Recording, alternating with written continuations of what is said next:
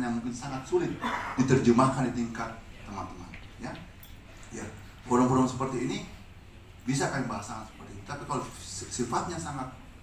sifatnya di tingkat tapak, maka kami butuh bantuan perguruan tinggi, kami butuh bantuan teman-teman yang di tingkat tapak. Itu tujuannya. Memang kalau kita melihat bahwa ini komitmen Indonesia, modalitasnya banyak sekali, Pak. Apa yang kurang dari Indonesia? Komitmennya ada. Undang-undang kita ada. 2016 undang-undang kita ini. Sekolah perubahan iklim itu hampir semua kementerian ada. Apa yang kurang dari kita? Yang kurang dari kita itu sebenarnya cuma satu, kemauan dan keinginan untuk membuat ini dilaksanakan bersama. Makanya kami sekarang, teman-teman di kami PPI menggandeng perguruan tinggi, menggandeng supaya membantu kita untuk menyadarkan yang tadi Pak Ahmad sampaikan dulu, gimana nyadarin orang itu. Itu kan yang paling penting sebenarnya. Ya, sejalan dengan yang di global pun seperti itu. Lifestyle dia sebutnya, Pak. Lifestyle, karena agak sulit kita membahasakan. Let's say kalau saya membahasakan tentang greenhouse gas ke masyarakat umum, ini apa sih? Nah, tadi kan sudah salah diterjemahkan, bukan keliru. Keliru menerjemahkan antara greenhouse gas dengan polusi, Pak. Itu berbeda. Polusi menghasilkan CO2, ya, karbon dioksida yang membuat perubahan iklim, tapi bukan dari polusi sumbernya. Bukan. Lain dia punya cara hitungnya pun lain, Pak. Ini bukan, kalau kita menyebut ambien sama seperti kalau kita menghitung polusi yang pakai meteran di jalan, itu kan gitu. Tapi gas rumah kaca, Pak, yang menyebabkan pemanasan global itu beda cara hitungnya.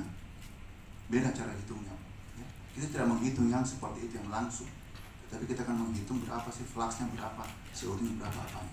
Teman-teman yang perubahan iklim yang di meteorologi sangat paham yang seperti ini. Saya sangat ini. Jadi itu yang pertama. Jadi memang butuh sekali kita, Pak Ahmad, dukungan dari teman-teman perguruan tinggi. Dan saya memang berharap bahwa penelitian tentang perubahan iklim ini sudah harusnya memang digawangi oleh bangsa sendiri. Ya. Selama ini kan kita banyak sekali dari luar. Ya. Padahal kalau kita sebutnya, sorry to say, apa yang membedakan kita sama mereka? Cuma satu bedanya, dia bisa bahasa Inggris. Ada cuma bisa bahasa Inggris, ya, pintar menulis. Saya bilang, kalau kami pun di-train seperti itu, kami juga bisa sama seperti itu. Sistemnya, formulanya sama, kita itu sama. Isi kepala kita sama kok. Yang saya memang ada cuma bisa bahasa Inggris dan bermata biru. Seperti itu. Kalau saya mulai membawa nasionalisme pada suatu forum, saya seperti itu. Ini kan ajarannya Pak Komarudin ke kami. Membawa nasionalisme sovereignty ke dalam ini. Nah, terus yang kedua, Pak Ambeng, selamat bertemu lagi.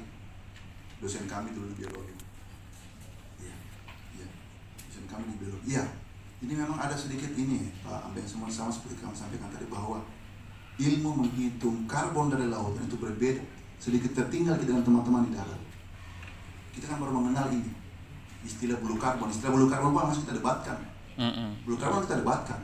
Teman-teman di AUSI begini, teman-teman di ITS begini. Kalau kita kan semua apa yang dihasilkan oleh ekosistem atau yang memiliki berfotosintesis.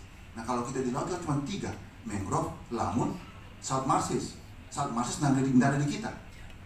Iya, itu yang saya pahami. Cuma mangrove sama lamun. Mangrove kita bisa hitung yang di darat, Pak. Kita bisa hitung yang mangrove. Sudah berhasil kita hitung di mangrove dengan sistem yang dikembangkan.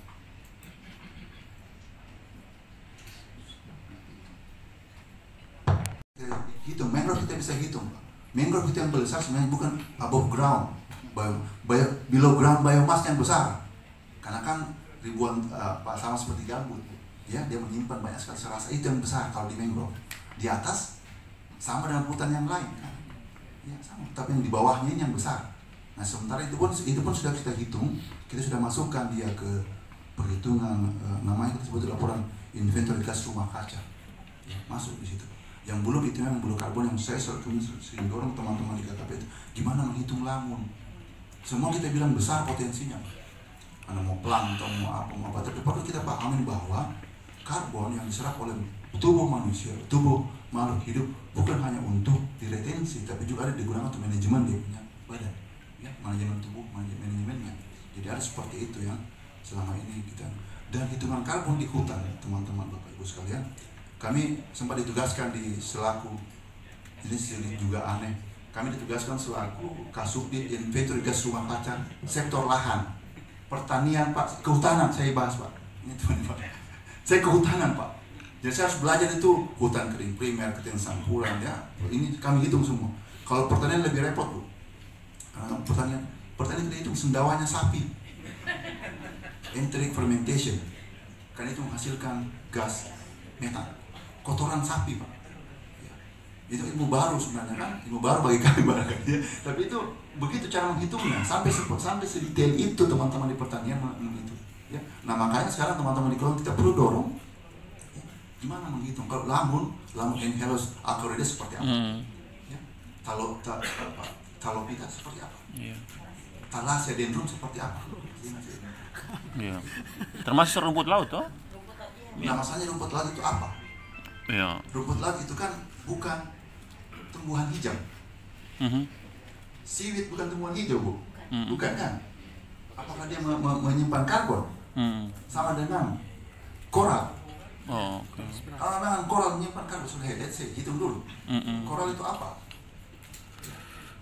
Anda mau hitung yang mananya ini? Teman-teman, kalau kalian pada biasanya saya berdebat dengan teman-teman di inventory, karena orang menggunakan mazhab kehutanan yang menggunakan yang seperti itu, kalian berdebat seperti itu Pak.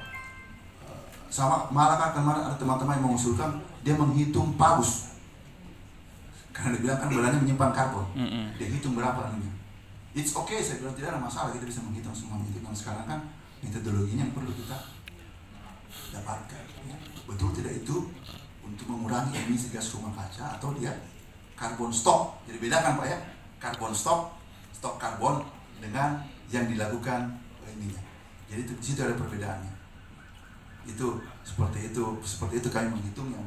Kami berusaha mendorong supaya kita dapatkan, ini kan berjalan programnya. Di masyarakat kita bisa mendapat pengurangan NDC, pengurangan emisi dari situ. Cuma cara menghitung, ya, cara menghitung yang belum fix firm kita saya kira 2-3 tahun ke depan ini pasti berkembang ilmunya.